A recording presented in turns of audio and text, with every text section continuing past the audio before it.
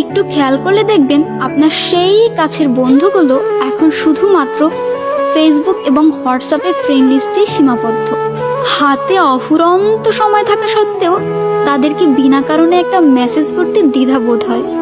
একটা সময় যাদের সাথে বিনা কারণে ঘন্টার পর ঘন্টা বকবক করতাম, তাদেরকে এখন রাস্তায় দেখলে বলি, কিরে ভালো আছিস?